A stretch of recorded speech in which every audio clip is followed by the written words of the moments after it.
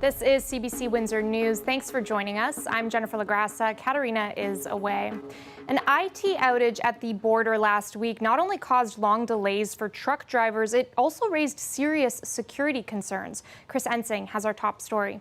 Last week's IT outage that hit U.S.-Canada border crossings like the Ambassador Bridge caused truck drivers to wait hours to cross into this country. But the union representing border officers say it also may have led to their officers potentially missing security flags on drivers and the loads they were hauling into Canada. That's according to the Customs and Immigration Union. They said the outage last week led to overtime for officers called in to help process travelers manually. The union's president said the outage did more than just delay. One of the big concerns we have that we've heard from members is when the system is down, we're not getting the information on potential security lookouts or flags, meaning they're only coming through to us after the person has been released once the system is back up. So that's a big concern there. Those security flags would tell border officers to bring the driver or their load into a secondary security screening. Last week, truck drivers at the New York-Ontario crossings waited more than 30 hours to cross into Canada, and snaking lines of transport trucks faced delays up to 7 hours long getting into Sarnia. The Border Officers Union and Canadian Trucking Alliance have called for upgrades to what they call an antiquated IT system. Experts tell CBC News there has been money spent to update these systems, but those are complex solutions that can take years to integrate. Public reporting shows the CBSA has multiple IT-related projects ongoing with a total budget of nearly $1 billion. CBC News has asked the CBSA about potential security gaps that may have occurred during the outage. It said that safety and security standards were upheld throughout the system's outages and that additional screening was conducted, if warranted, for each traveler's individual circumstances. The agency says it's investigating the outages and will have a report for the Public Safety Minister to review within 30 days. Chris Ensing, CBC News, Windsor. An offer from auto parts manufacturer Titan Tool and Die has been rejected by the union. It's the latest in a months-long battle between the company and its workers. We are not changing where we stand today unless the company can come up with something to show us. But at this point, we believe that the company's demand is unreasonable, continue to be unreasonable, and the union are not willing to take those concessions. The latest offer from the company involved too many compromises, says Unifor, including freezing wages and rolling back benefits. Workers have been picketing outside the facility since getting locked out by Titan in August. Unifor says it has received another court order asking its members to end their blockade of the plant. Titan Tool did not immediately respond to a request for comment. Colette Kennedy is here. Colette, the Detroit Tigers were actually supposed to play at 4, but there's a rain delay. So when can people expect them on the field? Yeah, well, things should be improving actually within this hour because we've got kind of this main band, the last sort of bit of it, that just has to pull through. Now, we did just have some heavier rain reported coming on through the city and the temperature dipping to 13 degrees. But you can see back here further to the west where we're getting into the drier conditions, give the field a chance to dry out maybe a little bit or tidy it up. And then we're at 8 degrees tonight. Sunshine returns tomorrow and 16 degrees. Thanks, Colette. It's been 2 years since the deadly surprise attack by Hamas on Israel. Militants stormed across the border from Gaza and killed nearly 1,200 people and abducted more than 250 others. An outdoor music festival filled with civilians had been one of those targets. The site is now a memorial to the hundreds who died on that day. CBC's Paul Hunter brings us more. I'm at the site of that music festival, the Nova Music Festival, where precisely 2 years ago, this place was a scene of chaos, mayhem, and death. Now it is a very different place. If you take a look around, it is a scene of mourning. All these placards represent the nearly 400 people who were killed here that morning. Name after name after name after name. Among them 4 Canadians, by the way. We've seen some of their placards today. We were here a couple of days after the October 7th attacks in 2023, obviously very different place. When we looked around on that day, it was just burnt cars everywhere. There was still blood in the dirt at the point that we were allowed in. Today we've got this, and as I speak, we just heard it there, there's artillery fire going off in the distance. We're just a couple of kilometers from Gaza, which is where the Hamas attackers, of course, came in. At dawn this morning, which was the precise point in time the attacks began, families, friends were here at the individual placards in tears again. We spoke with the mother of one of the young women who was killed, trying to escape on that day. Here's a little bit of what she had to say. I miss her so much. She was the unicorn of the house. And her smile, her noise, all the craziest thing in the world, that's what she was. Meanwhile, talks continue toward the U.S. proposed peace plan. While that's going on, the message from here is quite a simple one. Get the hostages home, end the war, but never forget. Paul Hunter, CBC News, at the site of the Nova Music Festival in southern Israel.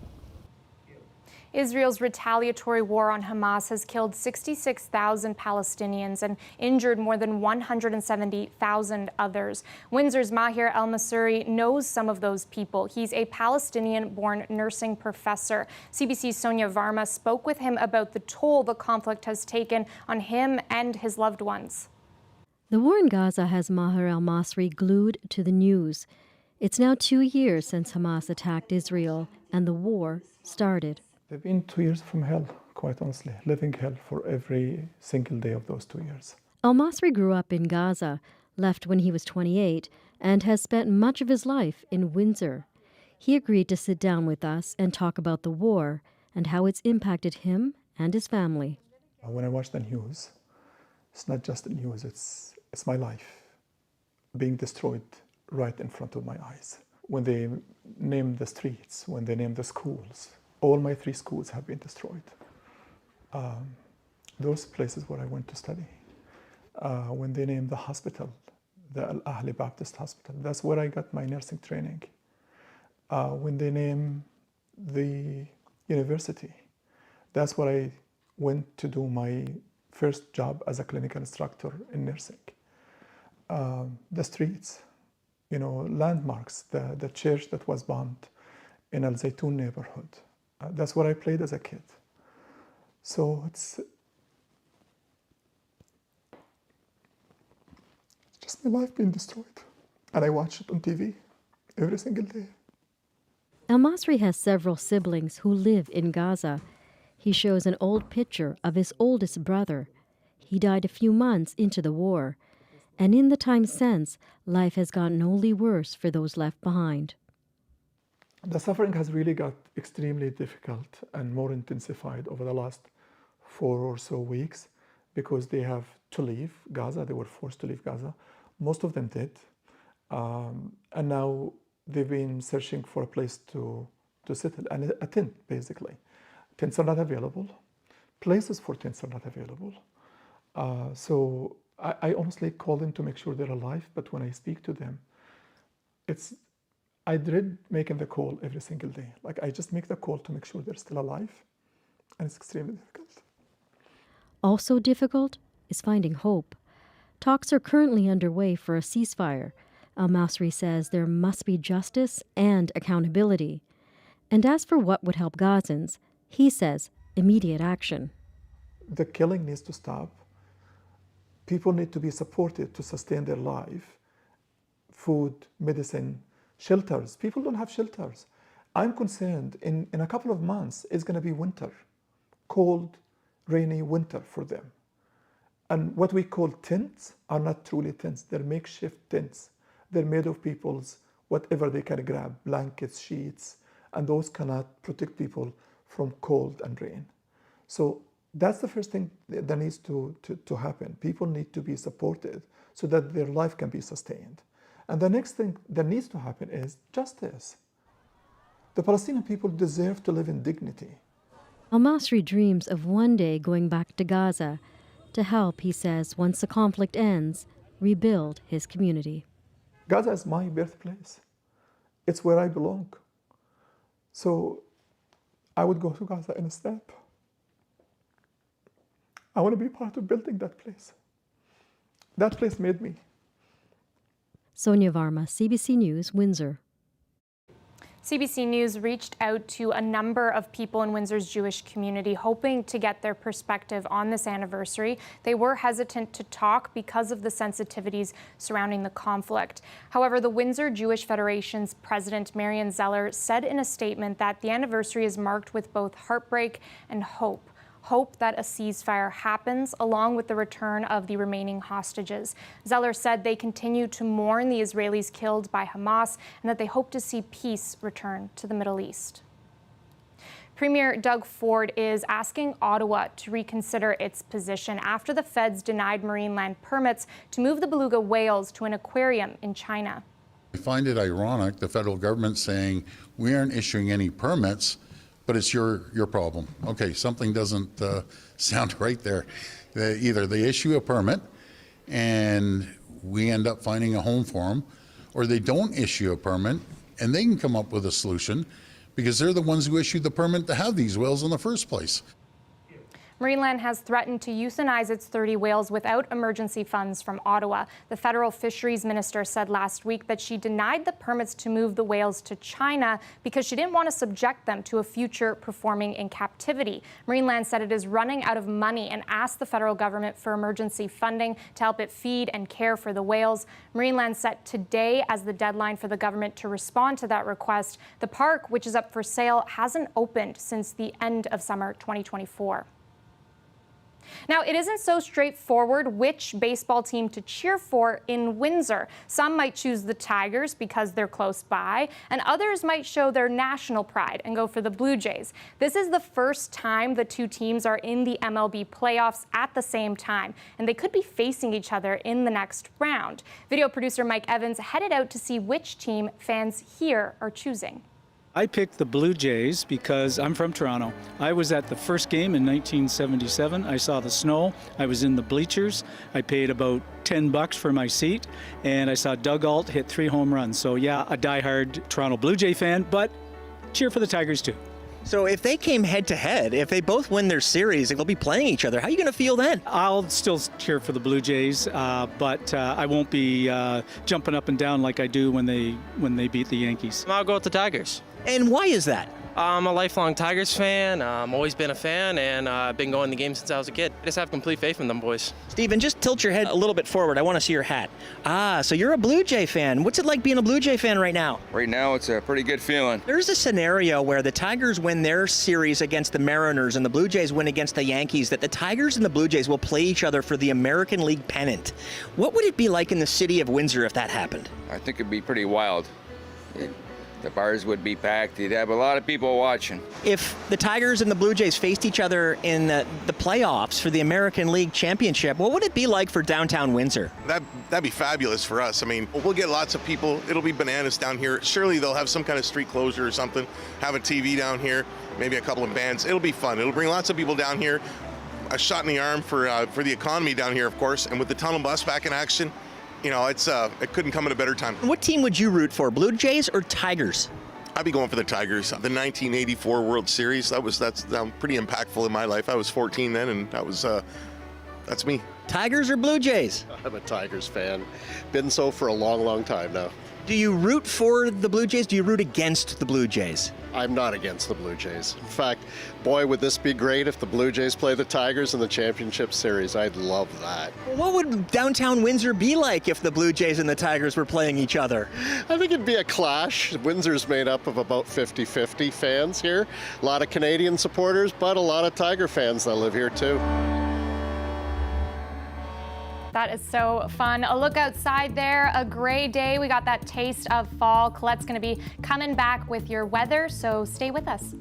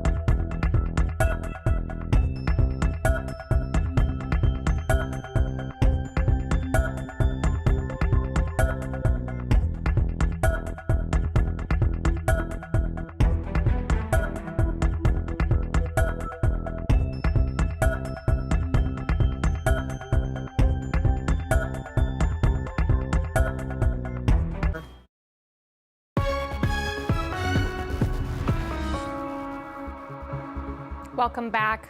For the second time since becoming prime minister this year, Mark Carney has found himself in the White House facing a Washington news conference, sitting next to Donald Trump. The two leaders are having another session of trade talks with a hint of possible relief from the U.S. tariff onslaught. CBC's Ashley Burke reports. Mark Carney back for round two. The Prime Minister returning to the White House, where Donald Trump's lashed out at other world leaders, but so far taken it easy on him. He's a tough negotiator. The Prime Minister trying once again to negotiate a tariff deal. We're going to get the right deal for America, right deal, obviously, from my perspective, for Canada. As Carney listed how transformative Trump is, the president jokingly reviving his idea about Canada becoming a 51st state. That's the most important. The merger of Canada and the United States.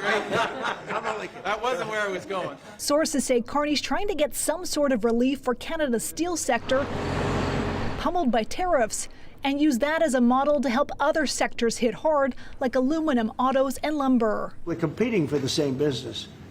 That's the problem. That's why I keep mentioning one way to solve that problem is a very easy way.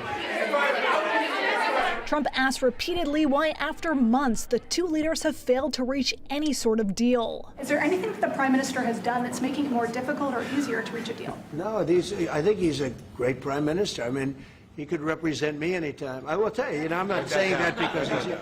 But he also described Carney like this. But he could be nasty. He could be very nasty. If he's a great man and you want to do a deal with Canada, why aren't you? Because I want to be a great man, too. Carney telling Trump Canada's willing to make big investments in return for what he wants. Probably $8 trillion in the next 5 years if we get the agreement that we expect to get.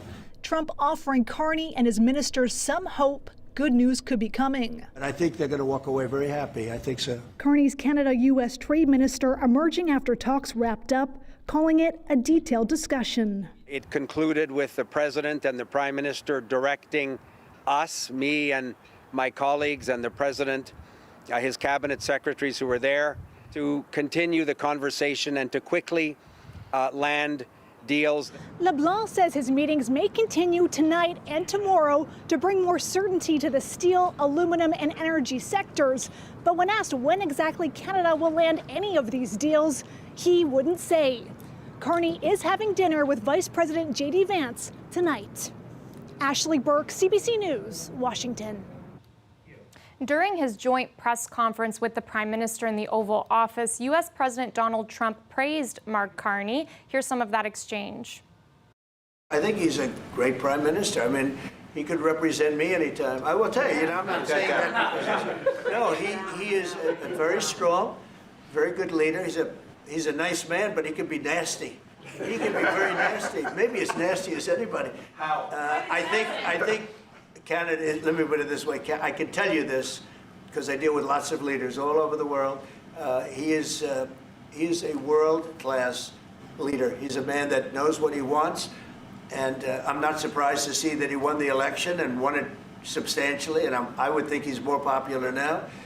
He's a good man. He does a great job, and he's a tough negotiator. So then what's holding things up? If he's a great man and you want to do a deal with Canada, why aren't you? Because I want to be a great man, too. The stakes of these agreements are high for people and businesses here in Windsor. Mayor Drew Dilkin says he's not only watching what's being said in Washington, he's also looking at the actions the United States is taking. Most recently, he's announced November the 1st is the addition of duties and tariffs on medium and heavy trucks coming in from Canada. So that has a direct impact to Ontario, has a direct impact to our economy, and will make some of those vehicles, frankly, very, very uncompetitive in the marketplace. Yet the president today says that he wants Canada to have a successful auto industry. And so we really need to figure out where he's going with this, and sooner rather than later, because I think everyone's just getting tired of the seesaw here. So Colette Kennedy is going to be back with your full forecast. Some rain today, but things are expected to turn around for the rest of the week. So stay with us.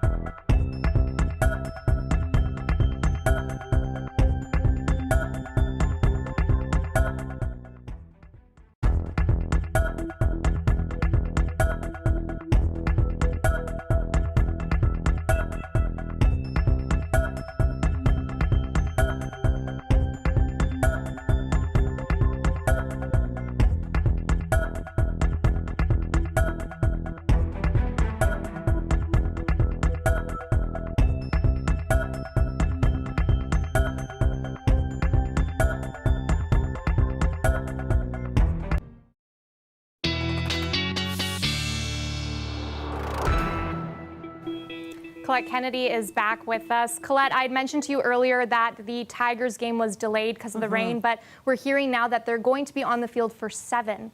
Which is awesome. And yeah, I can show you on the radar how the rain is kind of just almost done there. So it's just some light sprinkles. So good looking there.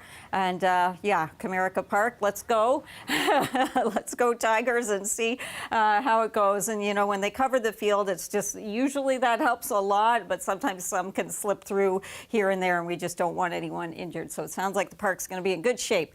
13 degrees though right now in Windsor as the cooler air is filtering in behind that front, and 14 for Goddard, Sarnia not reporting, 13 for Kitchener as well, as our temperature will just keep falling through the overnight hours down into the single digits, and then tomorrow it's going to have a cooler feel. We've got a couple of days where it's actually going to be, you know, closer to seasonal or even a little bit below, and we just have to get accustomed to that. This is what fall should feel like. We have been in some kind of delayed summer there, right? Checking out the winds and what's going on there with a north to northwesterly flow. These will be quite gusty at times, and so that too is going to add to it, having a feel of a chilliness. So I just want you to know, so you can have the kids ready tomorrow morning with the gear that they're going to need. Not the rain gear, it will be dry. And here we are drying out. We can go in for a closer look and kind of see as we cross the border that we do have some just tiny bit of showers here, and that's passing through, and then that's it. It's dry behind that. So that's looking very, very good for the game. And we will dry out and clear out through the evening hours too, which is setting us up. We're going back into, in terms of sky conditions, that pattern where we have a ridge of high pressure. And so we have the clear skies at night, and during the day we get a lot of sunshine, and we're going again to have several days of this. So any wet weather was sort of welcome, although the Niagara region, it was kind of heavy, 50 to nearly 70 or 80 millimeters in some cases in terms of what fell there. But clouds clearing out overnight. The setup then, sunshine for us on Wednesday, and that's going to be there Thursday. It's going to be there Friday. I know we've got Thanksgiving weekend coming up, and it's looking pretty good too. Your overnight temperatures then sliding down to those single digits, as I mentioned, but look at Wednesday night and Thursday night. Yeah, 5 degrees. So we're going to start off with some very cool mornings in here, and then in the afternoon, some improvement, a lot of improvement as we head towards Friday and into Saturday, Sunday. Oh, it looks so nice. It's sweater weather. That's Yes, what it is. it is. That's what You we've got it. Thanks, Colette, and thanks everyone for watching. Have a good night.